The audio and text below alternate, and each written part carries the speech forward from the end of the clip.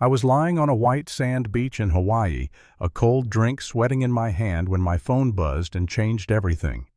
The police had been to my house 3 times in 1 week for loud parties at 2 in the morning. The only problem was, my house was completely empty and I was more than 5,000 miles away. I remember staring at my phone like it was broken. For a split second, I actually laughed under my breath, the kind of laugh you do when something is so absurd it can't possibly be real. Then my neighbor's name popped up again. Tom. He wasn't joking. He never joked. My pulse started thumping in my ears as I called him back, the ocean suddenly feeling very far away. "James," he said. The moment he answered, "Why are the cops at your place again? Karen says you're renting it out for parties while you're gone." I almost dropped the phone. Karen! Of course it was Karen. 3 months earlier, when I first bought my home in Sunnyside Estates, I honestly thought I'd made it. This wasn't some rushed purchase or impulse buy.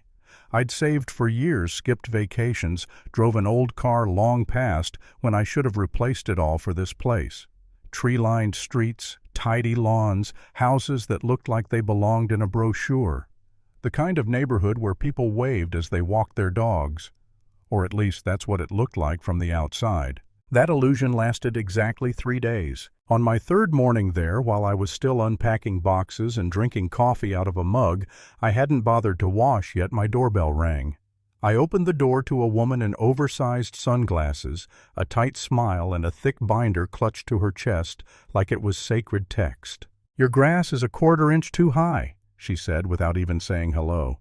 "And that mailbox color isn't approved." I blinked at her. I'm James. I just moved in." She ignored my hand when I reached it out. "Karen Wilkins, President of the Sunnyside Estates Homeowners Association. I've been in charge here for 8 years. We have standards." She shoved the binder toward me. It nearly hit my chest. 3 inches thick. Tabs sticking out everywhere. Rules on top of rules on top of rules. I should have seen it then. The way she looked past me into my house like she was already measuring where I didn't belong. But I was trying to be polite, trying to be the good new neighbor. I smiled, nodded, said I'd take care of it. That was my first mistake. Over the next few weeks, Karen became a regular part of my life, whether I wanted her to be or not. Notices taped to my door. Emails sent at odd hours. Courtesy warnings that felt a lot less like courtesy and a lot more like threats. My trash cans were visible from the street for 20 minutes on pickup day. Violation. My new energy-efficient windows, which I had emails proving were approved, somehow didn't match the preferred aesthetic. Violation. I put a single pumpkin on my porch in October. Apparently that was excessive seasonal decor. At first I laughed it off. I told myself this was just how HOAs were. Annoying, sure, but manageable. I followed every reasonable rule. I questioned the ridiculous ones calmly, respectfully. Every time I did, Karen's smile got tighter, her tone sharper. "You people from the city always think you know better," she snapped at me once during a heated exchange in my driveway. "Sunnyside has a character. People like you are destroying it." That was the first time I felt it. That slow, sinking realization that this wasn't really about grass or pumpkins or windows. This was about control. Neighbors started pulling me aside quietly. Susan from 2 doors down told me Karen had driven out 3 families in the past year alone.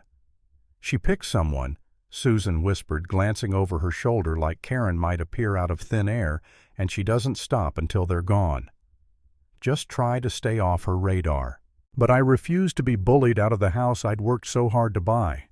I told myself that if I just kept my head down, did everything by the book, she'd eventually get bored. By the time my long-planned vacation to Hawaii finally arrived, I was exhausted. Mentally, emotionally. I needed distance. I needed to breathe. Before I left, I did everything right. I scheduled lawn care, set timers on the lights, asked Tom to park in my driveway every couple of days so it looked occupied.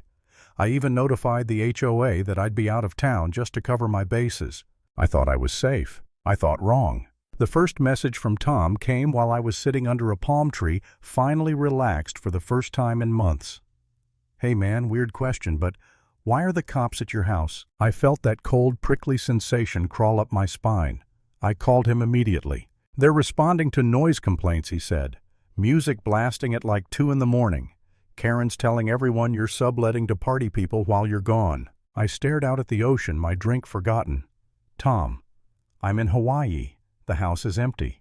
I know, he said. I tried to tell them, but Karen showed up with her clipboard, said you were lying. She even brought a couple HOA board members who claimed they heard the noise too.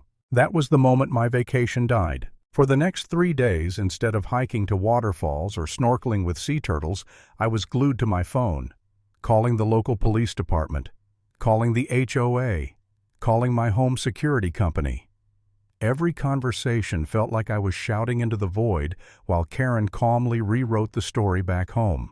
By the time Tom sent me photos of the notices Karen had plastered all over my front door, my hands were shaking. HOA fines totaling over $1,000. A city citation for disturbing the peace. A formal letter warning of potential eviction proceedings if the parties continued. I remember sitting on the edge of my hotel bed that night, staring at the wall, wondering if this was it. Wondering if I'd made a terrible mistake buying that house. Maybe Susan was right. Maybe the only way to survive Karen was to disappear. That thought scared me more than the fines. I booked an earlier flight home. When I walked into my house after that long trip back, jet-lagged and furious, the first thing I did wasn't unpack.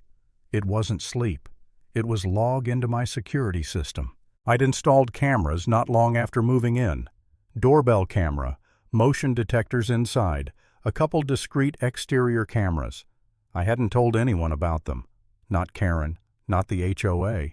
Something in my gut had told me to keep that to myself. I scrubbed through hours of footage, night after night. My house sat there dark and silent just like it was supposed to. No people, no parties, nothing. Then on the third night of my vacation at exactly 1:30 a.m., I saw her, Karen. She crept along the side of my house dressed in dark clothing, looking around like a teenager sneaking out after curfew. She crouched behind my air conditioning unit and placed something on the ground, a portable Bluetooth speaker. I watched her turn it on. At 1:45 a.m., music started blaring. 7 minutes later, she was at the end of my driveway, phone to her ear. At 1:52 a.m., a police cruiser pulled up. My stomach dropped as I watched her wave dramatically at my house, pointing, shaking her head like a long-suffering citizen doing her civic duty. The officer stood there confused, listening. Karen nodded emphatically, the perfect picture of righteous concern. She did it again the next night, and the next. On the final night, she even brought 2 HOA board members with her, standing there like witnesses to a crime she herself was committing. I sat there in the dark, staring at my laptop, my hands trembling. This wasn't petty anymore. This wasn't HOA nonsense. This was criminal, trespassing, filing false police reports, breaking into my gated backyard despite a no trespassing sign she herself had ordered me to install. For a brief moment, that old doubt crept back in. The voice that said, maybe this is too much. Maybe fighting back will just make things worse. I closed my eyes and took a deep breath. Then I started making copies. Every video file, every timestamp, every angle. I called the police department and asked to speak to a sergeant. I'd like to report a crime. I said, my voice steady in a way I didn't feel. And I have video evidence. The next morning, Karen called an emergency HOA board meeting to address my ongoing violations. I showed up early, laptop under my arm, heart pounding. I sat there quietly while she went on and on about my blatant disregard for community standards, about how residents felt unsafe, about the need for severe penalties, even legal action. When she finally finished, the room buzzing with murmurs, I stood up. I'd like to share some evidence of my own, I said. I connected my laptop to the projector. The room went silent as the footage played. Karen creeping. Karen placing the speaker. Karen calling the police. The timestamps burned bright on the screen. I explained calmly, clearly, that I was in Hawaii during every one of these incidents, that the only source of noise was the speaker Karen herself placed on my property. The color drained from her face. That's not what it looks like, she stammered. I was investigating complaints. No one believed her. The vice president of the HOA cleared his throat.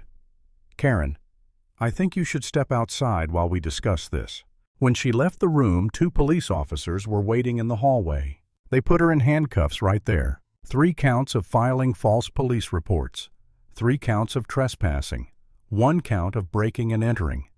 The woman who had terrorized the neighborhood for years stood there in stunned silence, her authority evaporating in the clink of metal. "This is absurd," she shouted as they led her away. "I sacrificed everything for this community." 2 weeks later, I sat in a courtroom as the judge handed down her sentence. Fines, community service, probation, restitution for every dollar she'd cost me, including my emergency flight home. The judge didn't hide his disgust at her abuse of power. And when the remaining HOA board voted to remove her permanently, without a single dissenting voice, I felt something finally lift off my chest. Outside the courthouse, Karen hissed at me that I'd ruined her life, that I had no idea what I'd done. I didn't argue. I didn't smile. I just walked away. Because the truth was simple. Power only works when people are too afraid to question it.